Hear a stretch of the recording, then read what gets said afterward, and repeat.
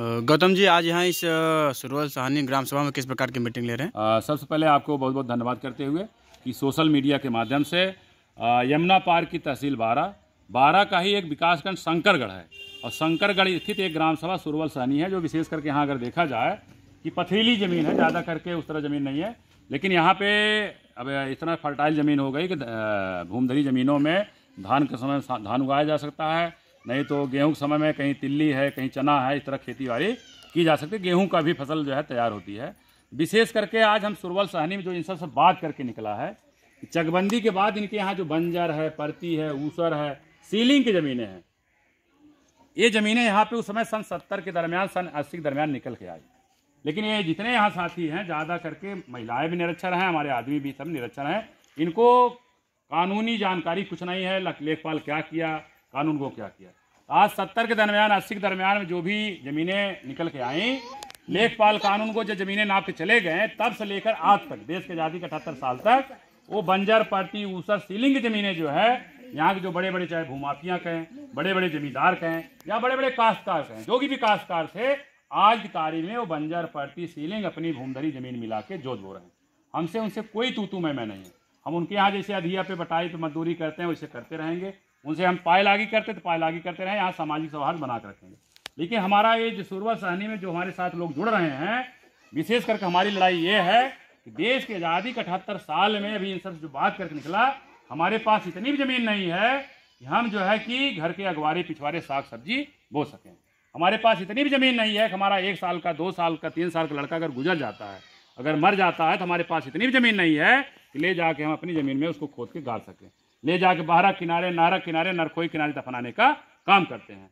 तो माननीय मुख्यमंत्री जी, माननीय प्रधानमंत्री जी, सोशल मीडिया के माध्यम से हम आगाह करना चाहेंगे, आपसे निवेदन करना चाहेंगे कि आगामी 2027 में उत्तर प्रदेश में चुनाव आने वाला है।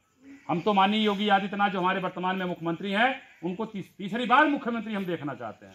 लेकिन एक शर्त है, एक वादा है कि हमारे सुरवल साहनी में जो सैकड़ों बीघा ज़मीन है, यहाँ बंजर है, परती है, सीलिंग है, उसको निकाल करके जो भूमिहीन है, जिनके पास घर बनाने की ज़मीन नहीं है, उनको आवासीय पट्टा किया जाए। जिनके पास खेती बाड़ी ज़मीन नहीं है, उन पे जो है खेती बाड़ी का पट्टा किया जाए। निश्चित है हम तीसरी बार आपको मुख्यमंत्री बना देंगे इस शर्त के साथ।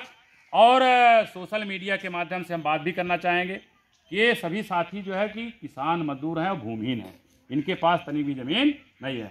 एक चर्चा आपके सोशल मीडिया के माध्यम से हम कह देना चाहेंगे कि 40 साल पहले यहाँ लगभग 42 लोगों को, यहाँ कुछ काश्तकार थे जो आपके सोशल मीडिया से हम बताना चाहेंगे कि यहाँ के काश्तकार इतने बड़े थे कि उनकी कुछ ज़मीनें जो है 40 बीघा हो सकती है, 50 बीघा हो सकती है, उससे सीलिंग चली गई।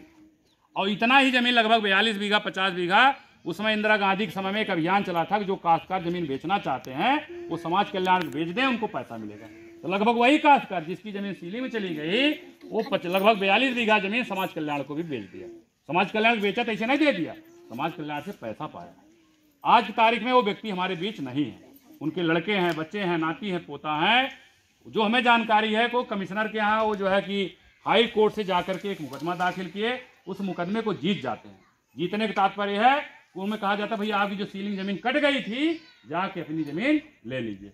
तो हम भाई स्वागत करते हैं, आप मुकदमा जीत गए हैं, आपकी जो सीलिंग की ज़मीन कटी है, निकल गई है, आप जाइए वहाँ कब्जा करके आप जोतिए बोइए, हमें कोई आपत्ति नहीं है। लेकिन जो आपके पिताजी ने 42 बीघा समाज कल्याण को बेची, उसके लिए आप पैसा पाए हैं। समाज कल्याण ने हमारे 42 लोगों को 1-1 बीघा खेती बाड़ी करने के लिए पट्टा किया है।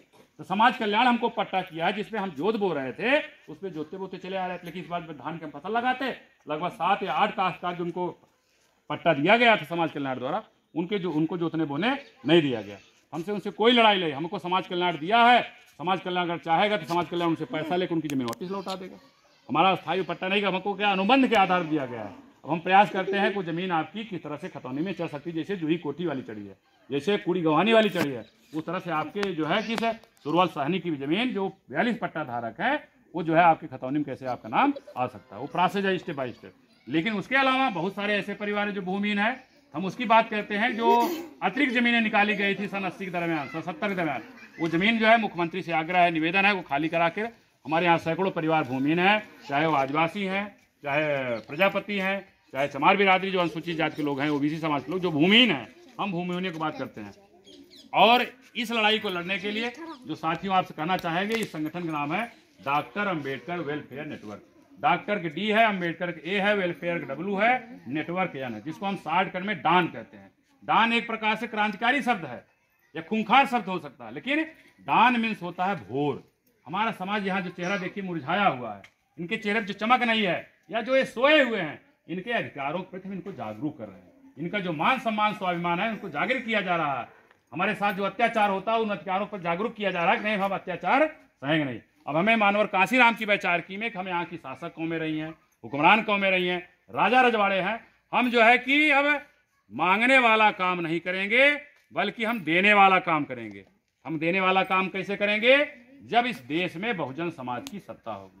सत्ता पाने के लिए हमने जो बताया कि यहाँ पे बहुत सारे हमारे बहुजन समाज पार्टी के जो मुखिया लोग हैं, इलाहाबाद में तथाकथित मुखिया कह सकते हैं, जो हो सकता है पहले बहन जी के मुर्दाबाद करते रहे हों या बहन जी पुतला फूंकता रहे हों, वो बहुत सारे सोशल मीडिया के माध्यम से, दूसरे कार्यकर्ताओं के माध्यम से हमको जो जानकारी मिलती है कि रामब्रिज गांव में जा करके अपना कोई गुट तैयार कर रहे हैं। भैया जरा हाथ उठा करिए, आप सब बहुजन समाज पार्टी वाले हैं, दूसरी पार्टी वाले हैं? बहुजन वाले जरा हाथ उठाइए, कितने बहुजन समाज पार्टी वाले?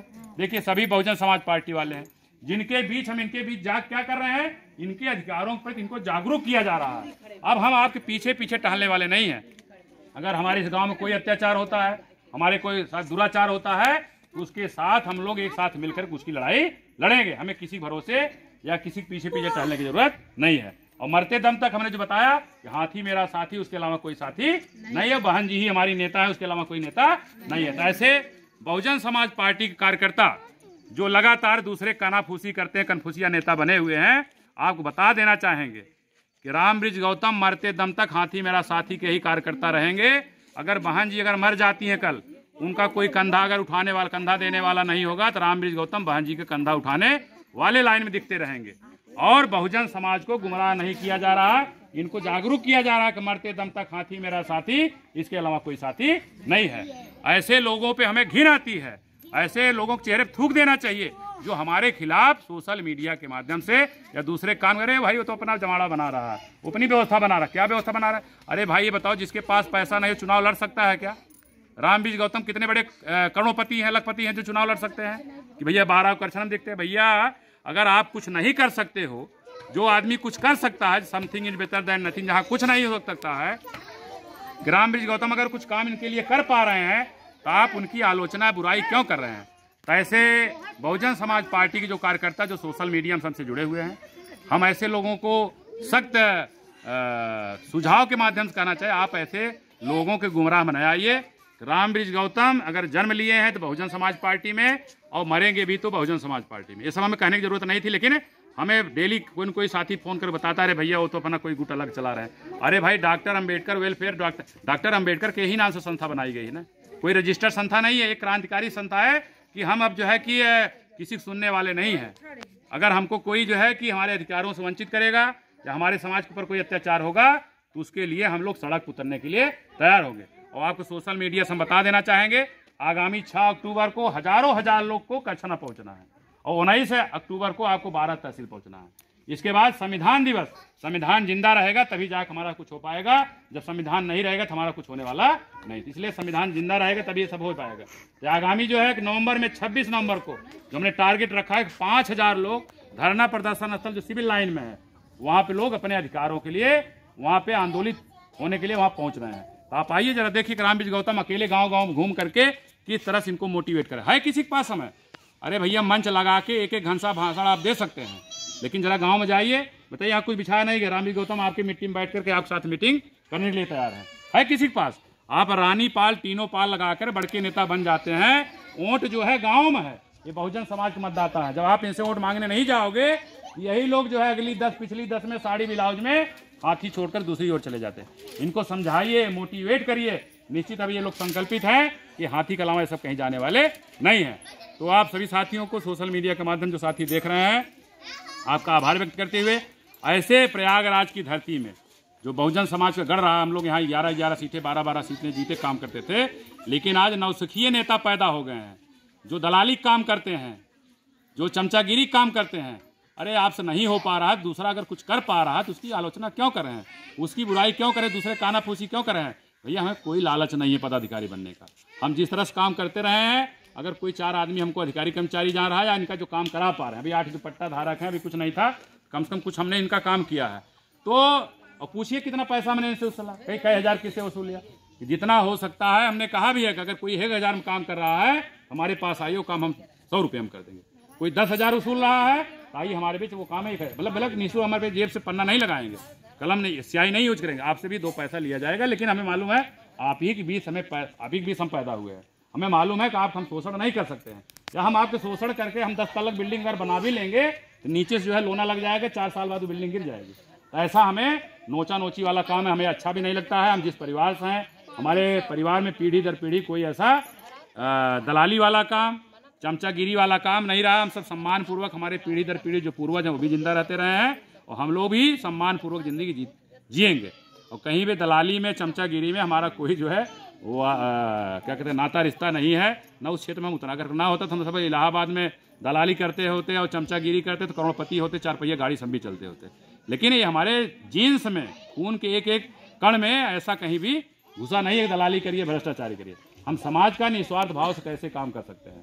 तो ऐसे लोगों के लिए जो है कि थोड़ा सा डोज देना जरूरी था, और ऐसे लोगों सतर्क रहिए। हम तो कहते हैं अगर कोई हमारे ऊपर इस तरह आरोप लगे, 4 झापड़ उसको मारिए, उसके बाद हमसे बात करिए, ठीक है ना। अनुसूचित जात को है अगर भाई उसके साथ 3 तेज 5 4 5 6 लगेगा तो उसके साथ भी वही काम होगा, ठीक है ना। क्योंकि ऐसे लोगों की जबान बंद करना जरूरी है, क्योंकि ऐसे ही लोग हैं जो विपक्षी पार्टियों से लाखों रुपया लेकर के बहुजन समाज पार्टी की वोट ट्रांसफर करने का काम करते हैं, ठीक है ना। बहन जी का पैर काटने का काम करते हैं। और दूसरा बताएं कि अरे रामवीर गौतम अपना खेमा तैयार कर रहा है, ये हमें कहने की जरूरत नहीं थी, लेकिन सोशल मीडिया के माध्यम से आज मजबूर होकर हमें कहना पड़ रहा है।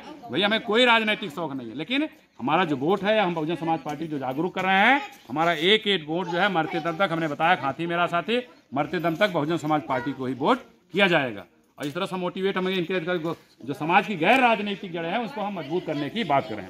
आप सभी साथियों का आभार व्यक्त करते हुए सभी साथियों को जय भीम, नमो बुद्धाय, जय भारत, जय भारतीय संविधान, जय बहुजन समाज।